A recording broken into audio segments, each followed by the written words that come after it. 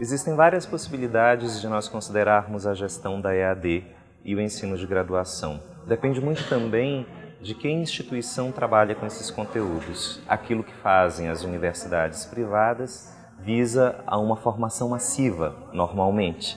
Esse não é o perfil trabalhado dentro das universidades públicas, federais, estaduais, institutos federais, que estão voltados hoje primordialmente para a formação de professores de educação básica. Isso exige das escolas, que são as escolas formadoras, falo eu das universidades e dos institutos, que a gente tenha estratégias e formas de ensino-aprendizagem que contemplem de maneira democrática e cidadã o uso das tecnologias. Quando eu falo de cidadã, eu quero dizer de formas cidadãs de uso das tecnologias, eu quero dizer que elas precisam ser democratizadas, elas precisam atender a variada comunidade que está em diferentes pontos do país, principalmente isso. Do ponto de vista da aplicabilidade das tecnologias e das mídias digitais, por exemplo, na formação de alunos da modalidade presencial, parece que a gente não faz muita coisa e nós estamos preocupados em fazer sim. O ideal é a gente falar em uma convergência entre modalidades. Isso se nós estamos falando de ensino de graduação.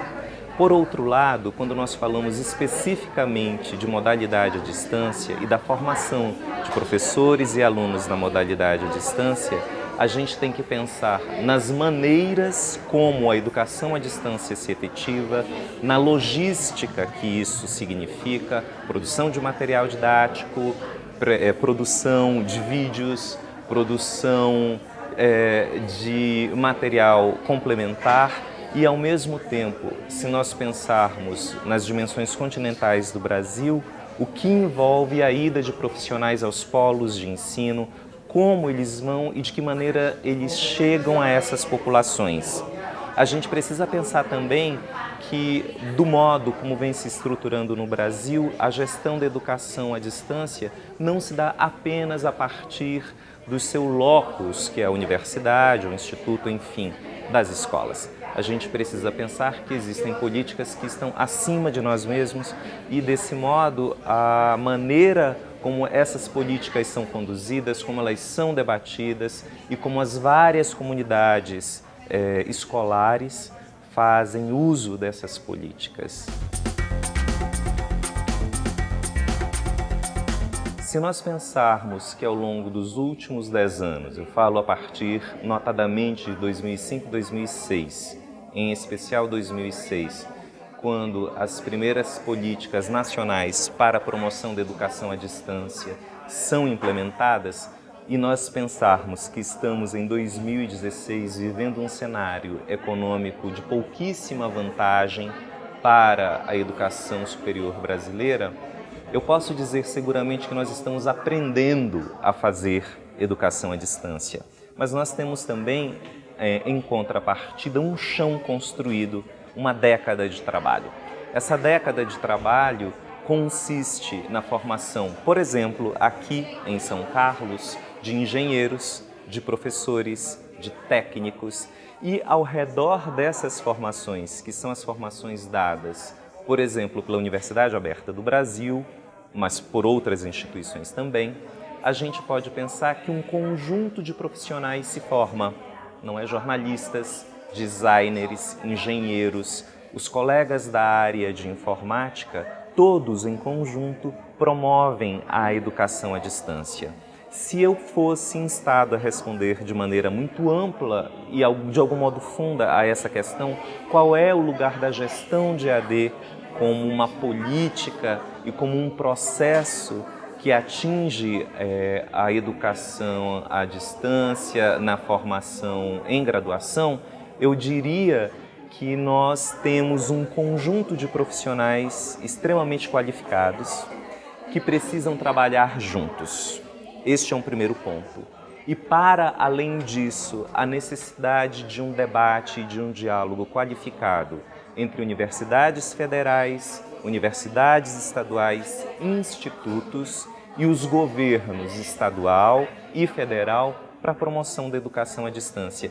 Na hora que esse diálogo qualificado e os debates qualificados se consolidarem, as políticas e o processo de institucionalização deverão funcionar melhor também.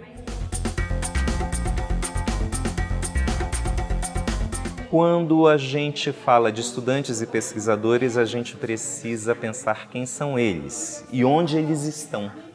Isso depende muito do lugar onde o estudante e o pesquisador se encontram. Dou um exemplo. Se você for trabalhar com educação à distância no extremo norte do Brasil, Roraima, Amazonas, Amapá, Pará, não é? Você terá um desenho geográfico completamente distinto do desenho geográfico que você tem, por exemplo, no estado de São Paulo.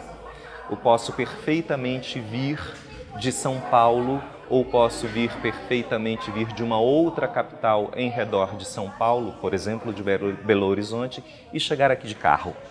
Isto não é possível num cenário amazônico, onde as distâncias continentais forçam o professor, forçam os coordenadores de tutoria, forçam os pesquisadores a se deslocarem por grandes áreas para entender o que cada comunidade precisa.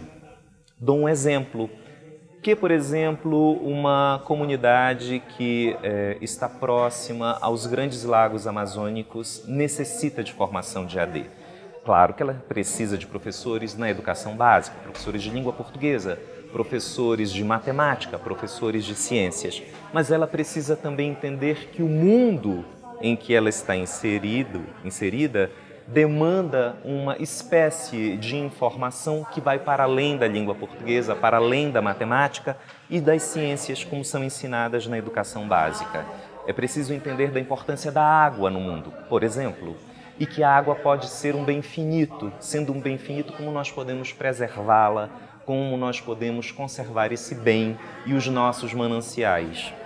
São debates altos, são debates elevados, que o pesquisador da área de EAD poderá pensar na seguinte proporção: como eu estou sensível para ouvir o outro e como eu posso processar perguntas que sejam pertinentes para a promoção da educação à distância e para a formação cidadã e democrática desses sujeitos com quem eu trabalho. Eu creio que os desafios são esses e é nisso que, em especial, os pesquisadores precisam pensar.